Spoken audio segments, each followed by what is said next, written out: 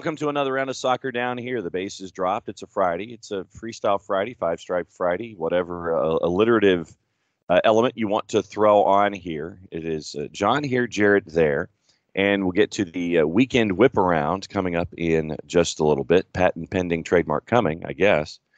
And your Friday Beyond Goals session, that's going to be coming up here on the network in just a little bit as well. So keep an ear out for that. First and foremost, thanks to everybody in Statesboro last night that got to hang out with us at Wild Wing. It was great to catch up with everybody from South Georgia Tormenta, Darren Van Tassel, Edwin Pinter, Ian Cameron, the head coach of Tormenta, because I Sterling visited the show.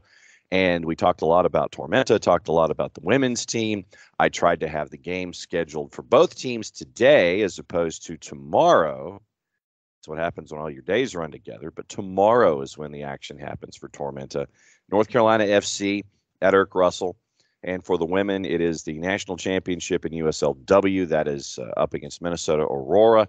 And so keep an eye out on 11 Sports for that championship game and on ESPN Plus for Tormenta and North Carolina FC. Once again, thanks to everybody at Wild Wing for hosting us. Thanks to everybody here in Statesboro who came out. It was a great crowd.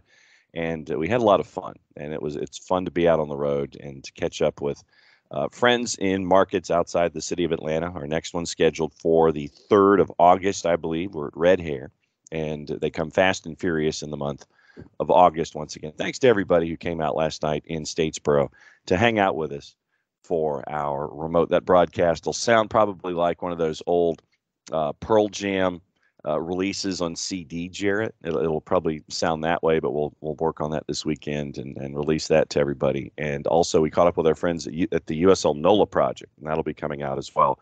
So a busy weekend for us across the board. Jarrett, it's time for the morning kickoff and the opening kickoff brought to us by our friends at Kickoff Coffee, kickoffcoffeeco.com. You can also follow Kickoff Coffee CO on the Twitters, on the Insta, and on the Facebook. And once again, for Kickoff Coffee, use the code soccer down here 15. Thanks to everybody who has invested as you have in Kickoff Coffee. And remember, 10% of the proceeds end up heading toward youth development, something that we really love here at Soccer Down Here. So Kickoff Coffee, kickoffcoffeeco.com, Kickoff Coffee CO on social media. Soccer Down Here 15, and also 10% heads toward youth development. So time for our morning kickoff, and the opening kickoff comes to us courtesy of Jarrett Smith. And sometimes it do just be like that. So another way it just do be like is sometimes it just be like you spending your days grinding away in the academy, and then all of a sudden, in a couple of years' time, you find yourself on a first-team homegrown contract, which is what's happened to Johnny Fortune. Johnny Fortune, the latest homegrown. And it's funny, John, we talked about this, I think, last year when Bryce Washington got his homegrown deal. And I think it was Jason asked, who's going to be the next one to get that homegrown deal? And I believe you're the one who said Noah Cobb. Good shout. That worked out nicely. Noah Cobb is pretty much a terrorizing monster in all the best ways. But Johnny Fortune wasn't really the one I had pegged next. But the performances he's put in recently, he's done everything he can to earn it. Go back to the Pachuca game, the AmFam Cup, greatest championship of all time. He came on and played amazing. And it's kind of that forward 8 role, if you will, that midfielder to control the thumping heartbeat of the midfield. He was great in that game. He assisted Dom Dwyer on the game-winning goal because, of course, Dom Dwyer scored the game-winning goal. It's what he does. He's stepped up his play with the twos in the sense that Robbie Merce, who recently departed back to Pittsburgh, I will not forget a really cool conversation with Robbie about both Brendan Lamb and Johnny Fortune, who were both young guys, Lamb 17, Fortune's 19, coming out of the academy, and mentioning that the way they're learning to play and that they're growing. They had to learn how to play without the ball. They had to learn to be able to influence the game and be a positive impact on the game and help control that midfield without having to have the ball at their feet. And it's a tough thing to learn. It's a tough thing to try and control the game without the ball and to be a positive impact and to leave your fingerprints on it without feeling like you have to be getting goals and assists constantly. And now with Robbie Mertz gone, we would expect that a Johnny Fortune's role is going to increase. It's going to change because Robbie Mertz was making a killing in that midfield for Atlanta United too, playing behind that front three of Tristan Traeger, Jackson Conway, and Darwin Mateus. Well, now it might be a Johnny Fortune or Brendan Lamb getting that opportunity of the guy who's sitting a little bit deeper and just spraying balls around and hitting key passes and sometimes hitting the pass that leads to the pass that leads to the assist. And we know that Atlanta United too has been able to find some offense in the second half of the season. Some of that is with Tristan Traeger coming in and forming that partnership up top of Jackson Conway. Some of it is Highmar doing really good work for Mino as well in stretches where he's been able to show that he can be an impactful part for that team. I expect more of it from a Johnny Fortune though, because I think he has grown and shown that he can be that guy. And now it is to take the next step to the next step. To cross your parallels in sports for a second, Eric O'Flaherty, who used to pitch for the Braves, once talked about, it's the single A, double A, triple A mentality in baseball. But then when you get to the majors, you don't stop learning. Think of it as like 40A. I think is what he talked about that Brian McCann once told him. It's, the best players are always still learning. They're always trying to take that next step. Now, that's not to say that Johnny Fortune is one of those best players right now because he's 19. He's coming off, he's playing with the second team and doing enough to earn this shot with a homegrown contract. And he can hopefully continue to take those steps because he has taken steps in the last 2 years. One will always stick out to me with him is a game in Memphis with the Twos last year. It was right after Will Riley went to Stanford. He got a red card. It was a dumb red card. It put them behind the 8 ball. They ended up losing that game. It's a very weird game. But he bounced back. Kids are tough mentally.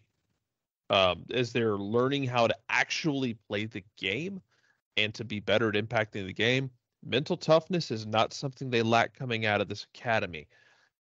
I look forward to seeing him take those steps and look forward to seeing him learn from mistakes and continue to grow. And Brendan Lamb will be another one to watch as well as he gets time on the field. But for now, it should be a celebration for a Johnny Fortune who has busted his ass. And he took those moments, and he and a number of guys talked about, you get on that field. And this is one of those things where sometimes pro athletes are just built different from the rest of us. You get on that field in that big moment with the first team and you get the adrenaline rush and it's like a drug and that's all you want. And that's what you need to push you is to get back into that moment in the big stadium, in the big team, in the big performance. Hopefully he can continue to chase that, John. Kickoff Coffee brings you our morning kickoff and the opening kickoff brought to us by our friends at kickoffcoffeeco.com. You can follow Kickoff Coffee CO on all the social media, on the Insta, on the Facebook, and on the Twitters. Once again, use the code SoccerDownHere15. A lot of you have, and a lot of you have loved the coffee that you've picked up from our friends at Kickoff Coffee. The boss really digs the deep roasted Italian blend that she has picked up recently. So SoccerDownHere15.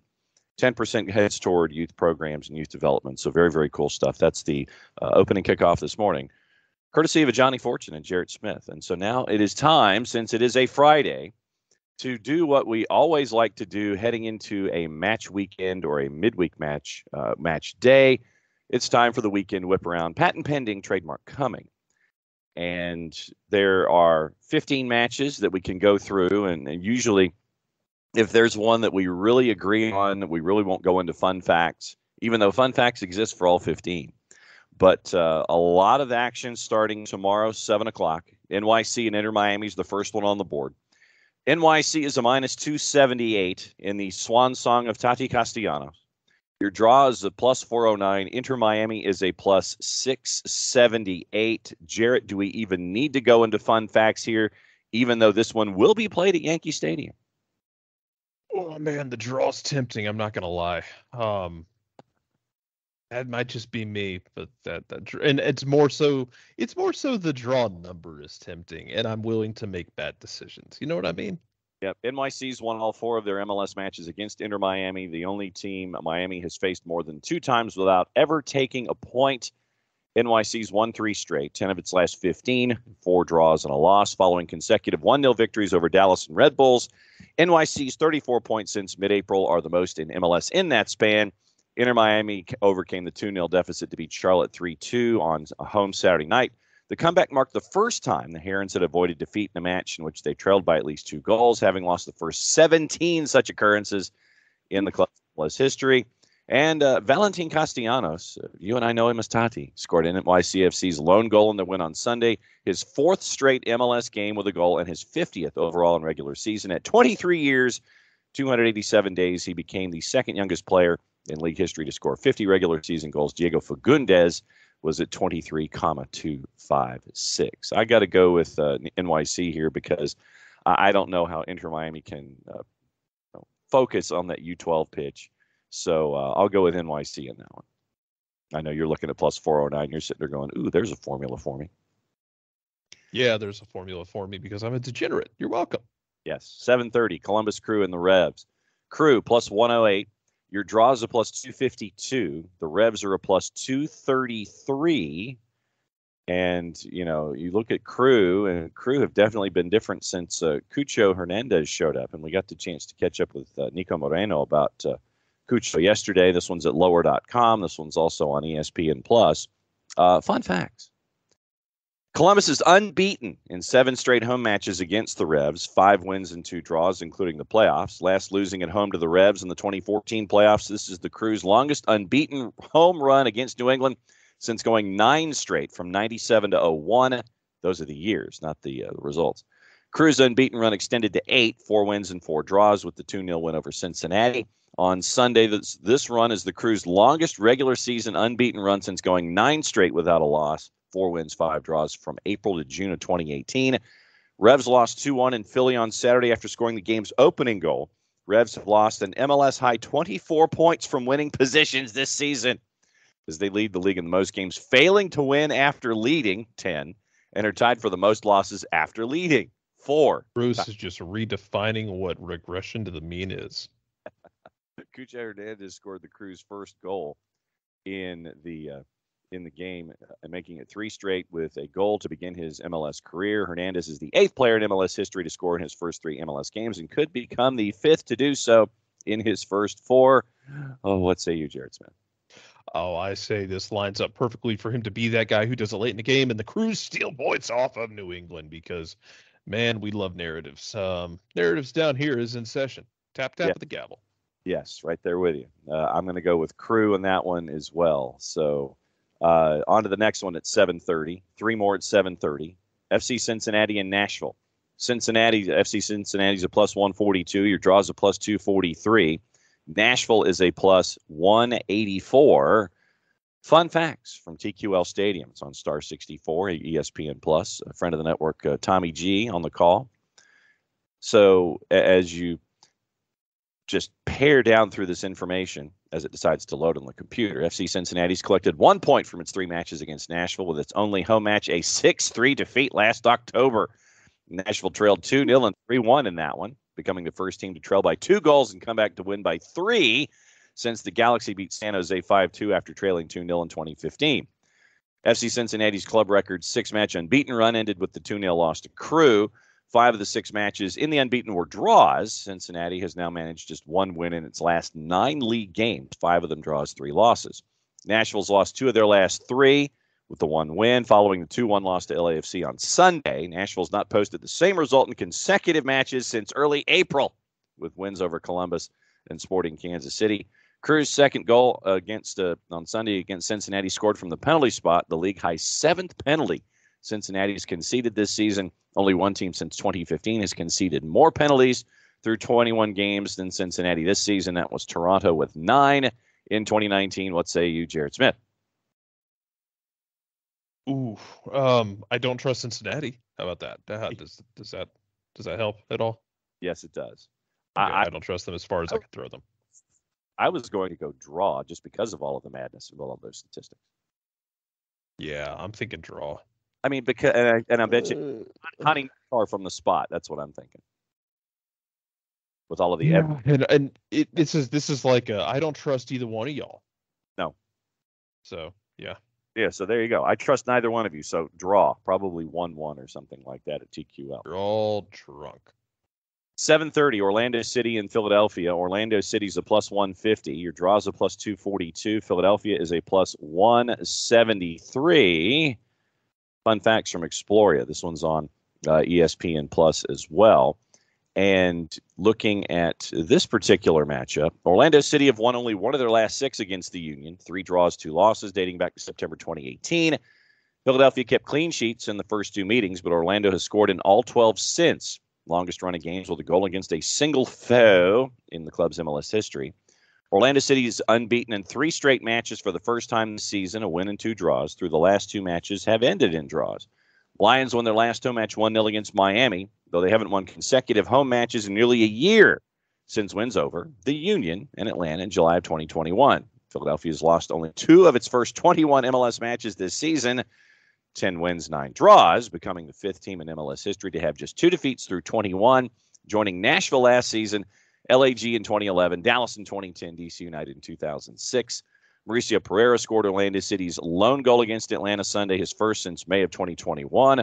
Pereira recorded assists. He recorded 18 of them in the regular season games between his 2 goals. Only 4 players in the league had more assists in that time. What say you, Jarrett Smith? I'm picking against Orlando. I'm going to shock everybody. I'm going to pick against Orlando because right there with you. Yeah, I saw this a couple places last week and I agreed with it. I think the first place I saw it was Matt Doyle, and then I saw a couple other people say the same thing of to paraphrase, like, Orlando is showing you warning signs that they don't that they are not a sustainable model right now. Yeah. Which is really dumb because they have a lot of talent. They have Oscar Pereira. It should be better than it is. Why isn't it better than it is, John? I don't know. Correct. And you talked about regression to the mean. I think that's what we're seeing with Orlando City. I got to go with Philly.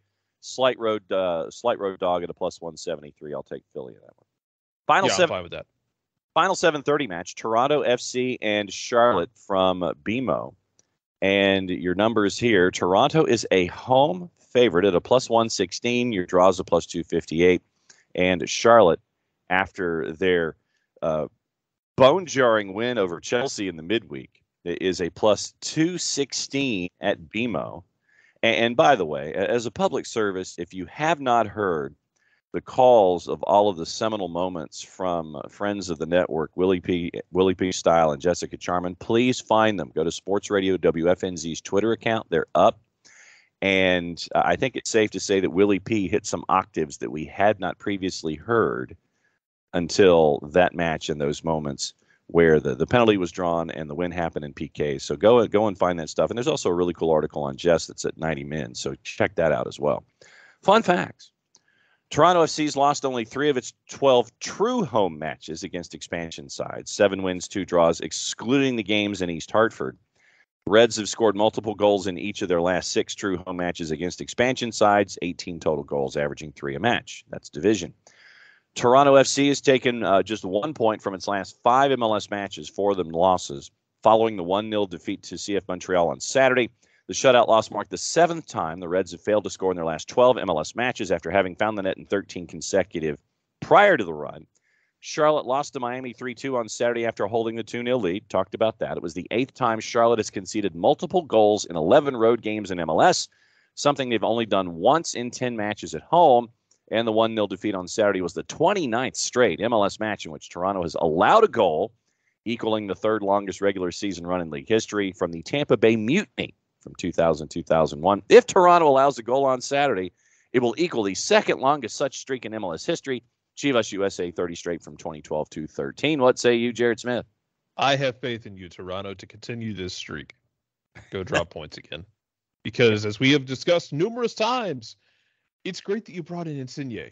It's great that you're bringing in these fun attacking players. You still can't defend. Oh, no. That is true.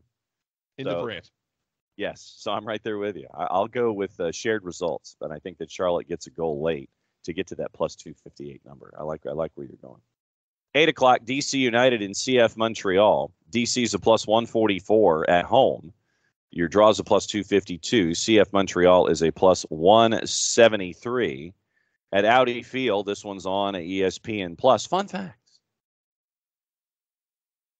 DC United won its last match against Montreal, 2-1 at home last August. The victory was DC's third in its last 14 against Montreal, 5 draws, 6 losses, including the playoffs.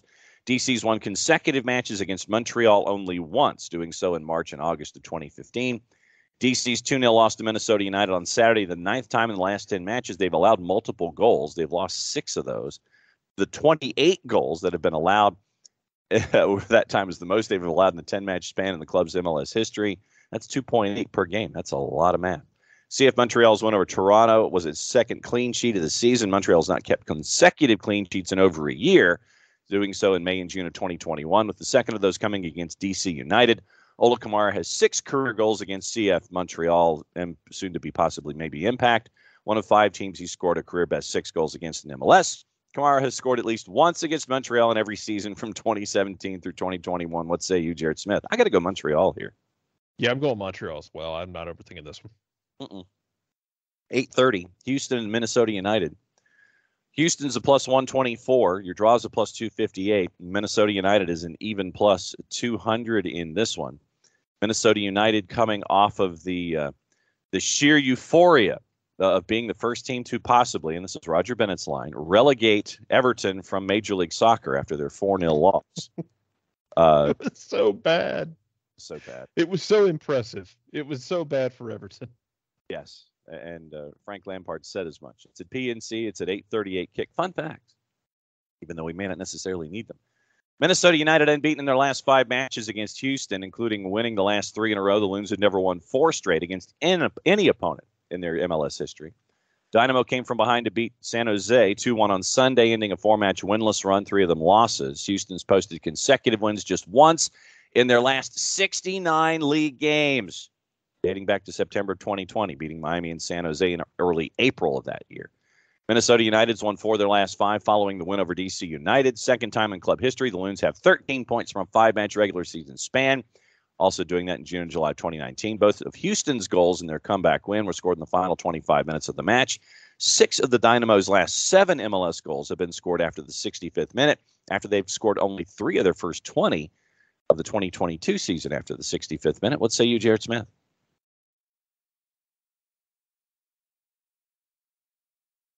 I know I'm just as confused as you, but I'm literally. I say Minnesota. Sorry. Okay. I locked up my brain. I say Minnesota. Minnesota has been proving me wrong consistently, man. Because I thought they would be dead in the water, and they are not. Are you secretly rooting for Houston here by picking Minnesota, considering that all of your past has gone in one direction? Are you secretly rooting for Houston Dynamo here by picking Minnesota? Look, I think it'd be cool if Houston could, figure out how to, win games consistently. Yeah. But I honestly think it's Minnesota here. Not even trying to, reverse jinx them this time. Keep an eye on anything having to do with Emmanuel Reynoso, kind of damned up in the match against Everton. We'll see what Yeah, that's a good point.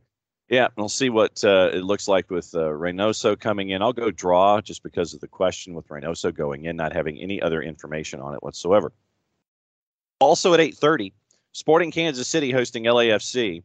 And Sporting is a plus 2.25. Your draw is a plus 266. LAFC is a plus 110. I'm not really even thinking this one too hard. I've got to go with LAFC here, considering Sporting is last in the West. LAFC has all of their shiny objects right now. I may not even go into fun facts. I'm that sold on LAFC.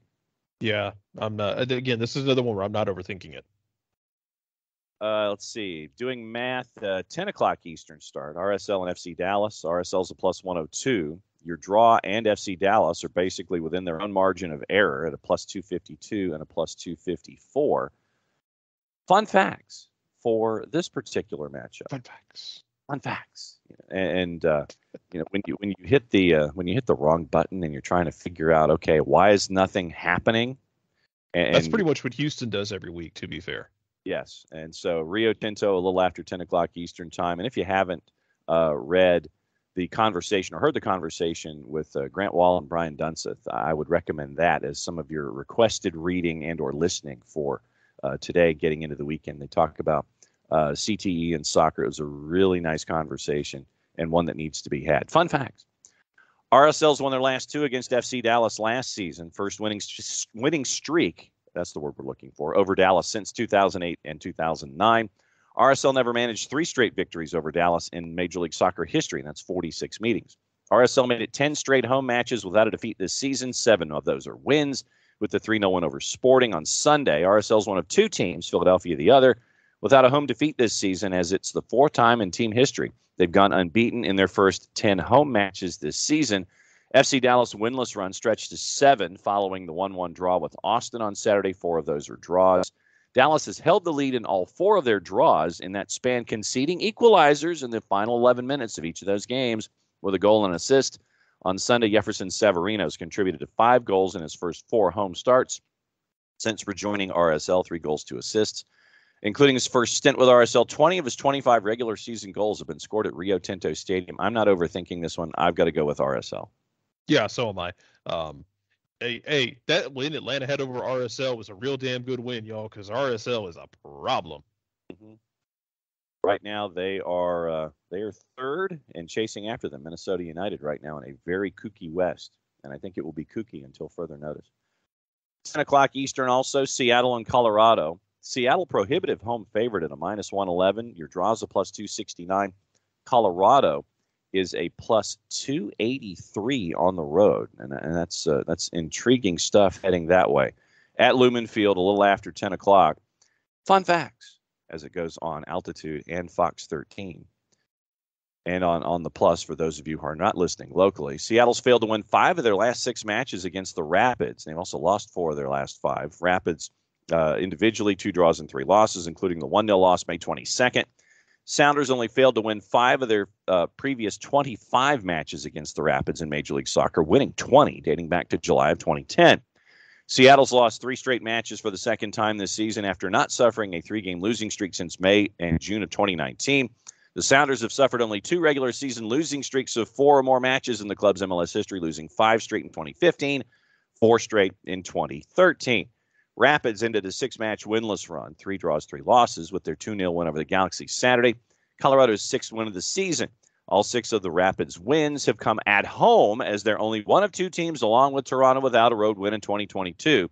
6 of those are losses. Sounders have failed to score in all 3 of their matches during their current losing streak. First time they've gone 3 straight regular season matches without a goal since May and June of 2018. Seattle's played 4 straight regular season games without a goal only once, July and August of 2015. What say you, Jarrett Smith? I just really want to pick Seattle to get back on the wagon here. I feel like a lot of these games this week have been some of those you don't overthink it. I might be overthinking a positive Seattle opinion. I don't know. How are you feeling, John? Yeah. I mean, I like the conversation. Once again, we caught up with Nico Moreno for Thursdays with Nico, and he got into it. He says that there really isn't that much of a concern right now, but the wick might be getting turned up on the concern meter a little bit. I've got to go with Seattle here. I think that Seattle fixes things at least temporarily with the win over Colorado. 10 o'clock, last 10 o'clock one is Vancouver and Chicago. Vancouver's a +131. Your draws a +246. The Fire are a +198. Fun facts from our friends at BC Place. And with this matchup, you're looking at matchup on WGN TV. So it'll come up a little after 10 o'clock. So it's a 10:08 kick for those of you who will be trying to watch on another network entirely. Despite scoring in every game, Chicago's lost all 4 of their matches at Vancouver, including a 3-2 loss in their last visit, July 2018. Fire have never recorded a victory in their 17 visits to Cascadia, losing 13. All right, so I'm already leaning in one direction. Vancouver's 2-1 defeat to Minnesota July 8 was just their 3rd home loss since returning to BC Place last August, 12 wins and 4 draws. The Whitecaps haven't lost consecutive matches in their home stadium in a single season in 3 years since losses to Sporting and San Jose in July 2019. Fire have won consecutive matches for the first time since March, following a 1-0 victory over Seattle on Saturday. Between those two winning streaks, Chicago had managed just 2 victories in 15, 10 of those losses. And the Whitecaps acquired Julian Gressel from D.C. United in a trade last week. Since joining Major League Soccer in 2017, Gressel has created 333 chances for teammates in regular season play, 5th most in MLS. Over that time, what say you, Jarrett Smith?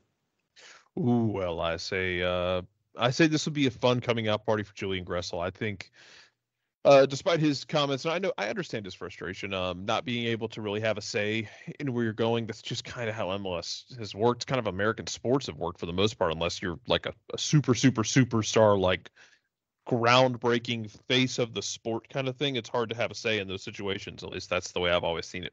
But I think it could be a good move for him. I think it'd be a good coming out party for him. Yeah, I think you're right. I think that Vancouver gets the Duke here. Probably won't be a lot of goals considering what we know about Gaga Slanina between the sticks. So it's probably 2-1-ish or 1-0. I got to go with Vancouver. 3 more matches to get to here. Portland and San Jose. Portland minus 143. Your draws a plus 326. San Jose is a plus 324. And in this particular match, it's the last one on Saturday. We got the 2 that are on Sunday. 10:30 at Providence Park, and this one is on NBC Sports Bay Area and Fox 12 Plus, in addition to ESPN Plus. 10:38 kick. Quakes ended a 7-match winless run against the Timbers, 5 of those losses with a 3-2 home win on May 18th. Still, Portland undefeated at home against San Jose in 15 all-time matches, 11 of those wins, most home games played by one team against another without ever losing in MLS history. All right, I already know where I'm leaning. Portland, unbeaten run, reached 6 consecutive, 3 wins and 3 draws with a 1-1 draw against Vancouver on Sunday. Prior to the run, Portland had managed to go more than 3 straight matches without a loss this season. Quakes won their last away match, 3-2 at Galaxy July 13 to end a 9-match winless run, 6 of those losses. San Jose hasn't won consecutive away matches in 3 years since victories at the Galaxy and Vancouver in 2019. Portland's equalizer against Vancouver came from the penalty spot. The 5th straight game Timbers had scored from the penalty spot. Prior to the streak, no team in MLS history had scored a penalty in more than 3 straight matches. What say you, Jarrett Smith? I think that streak ends for Portland in this game, and I think they drop points. They've been treading water a bit, and Portland keeps doing just enough, I think, to kind of put off the idea that they need to just kind of restart this thing. But I still think they need to turn it over and rebuild it. Again, soccer's not like American football, where like if the Falcons are bad, then oh god, we have to go through a full rebuild because we have years of salary cap hell ahead of us. You can turn it over in soccer pretty quickly if you're smart. Mm-hmm. Yes. So I will go with Portland at home against your Quakes. I profoundly apologize. That's okay. I'm taking the Quakes. 2 matches on Sunday. Austin and the Red Bulls. That one's at 8 o'clock Eastern. Austin's a plus $1.25. Your draw's a plus 254. And Red Bulls are basically a plus 200, a plus 198. And so that means you probably can get that plus 200 someplace if you want to convince your favorite juice box purveyor. Game's at Q2, and it's on local television in both markets. So your fun facts for an 8:08 kick. First meeting between Austin and the Red Bulls in Major League Soccer. New York has won just one of its last 7 league matches in Texas. 3 draws, 3 losses dating back to July of 2014. Austin extended its unbeaten run to a club record 7, 5 of those wins with the 1-1 comeback draw with Dallas on Saturday. Of Austin's 17 points in that run, 8 have been from losing positions, as the Verde's 16 points from losing positions this season are the most in Major League Soccer. Only Austin, with 23, has collected more points on the road this season than Red Bulls. New York already has 6 road wins this season, recording more just 3 times in club history, 8 in 2000 and 2018, 7 in 2002. Equalizer by Diego Fagundes on Saturday was his 13th goal contribution of the season, 5 goals, 8 assists. Fagundes has only been involved in more goals in 3 of his 12 MLS seasons, most recently in 2018 with New England, 19, 9 goals and 10 assists. What say you, Jarrett Smith? I say Austin gets this done. I'm not sold. Red Bulls can be just so inconsistent, and Austin, I felt very good about them early in the season. I'm going to continue to feel very good about them, John.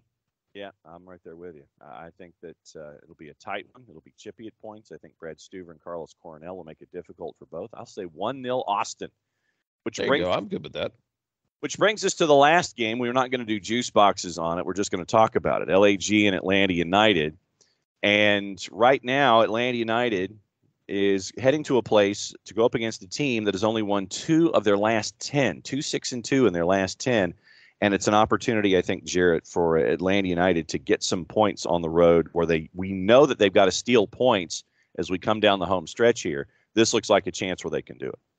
It is, and it's a place they've had success before. Remember, they took a trip out there a couple of years ago. I believe it was in 2018 for the Parlay game.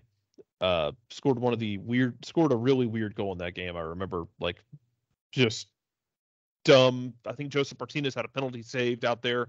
You've had success before. LAG kind of had a blood in the water thing going on right now where they're leaking. So it's a good chance for Atlanta. We've talked about every game is a must win for them. If you can steal points on the road, I think this is a place you can do it. It's going to be very difficult because it's cross country and late at night. Body clock's going to be kind of weird. But this is a place, I think, and against a team that is leaking enough that you can take points off them. Yeah, and I think that's what's going to end up happening here. You look at the combination for LAG with Chicharito and the Bishop, Dejan Joveljic. And it started out well, but right now it looks like if you can keep one from interacting with the other, then it's going to be a difficult night for the LA Galaxy. I'll go with Atlanta United stealing points here. I think that this is one of those games where you've got a team in the Galaxy that are kind of on the ropes right now, trying to figure themselves out. And I think that Atlanta United will get points here on the road with what we're seeing right now with the action up top, with all these different pieces that we've been able to watch and integrate. And I think that having Juanjo Purata at the back is helping out with that experienced voice that you need at times. And so I'm looking forward to this one. It's a late night. It is a 9:30 listing. So I'm double checking really quickly here. So it is the Fox Sports 1 game at 9:30, Fox Sports 1 and Fox Deportes, which means that we get the elongated pregame show. Kick 9:55 on Sunday night. So that means that probably it's a 9 o'clock pregame show on 92.9 The Game, and they'll go the extended 25 minutes just to get you ready for 9:55 Eastern. So Mike and Jason will let you know what's going on out at Dignity Health Sports Park on Sunday. It'll be a fun one. I think it'll be wide open at times, and I think that Atlanta United can expose LA Galaxy at the back and put some goals in the back of the net against a wobbly LA Galaxy team. Jarrett, what is on your mind for the remainder of the weekend? I think the Twos have Tampa. Is that correct? The Twos have Tampa. It'll be a different game for them. They played San Antonio in a really tough game last weekend.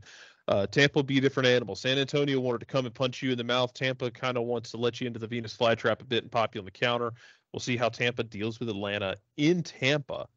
First game with Robbie Mertz officially over in Pittsburgh. He did not play last weekend. So, again, Johnny Fortune is it's going to be more pressure on him. It's going to be more pressure on the midfield as a whole to see how they're able to create against a Tampa team that's going to make it tough. Right now, the juice boxes on that one have Tampa, obviously the prohibitive favorite at north of minus 800. So we'll keep an eye on that one. 7:30 kick on Saturday night. So, Jarrett, that sounds like a weekend whip around. Patent pending, trademark coming. Sounds like it does.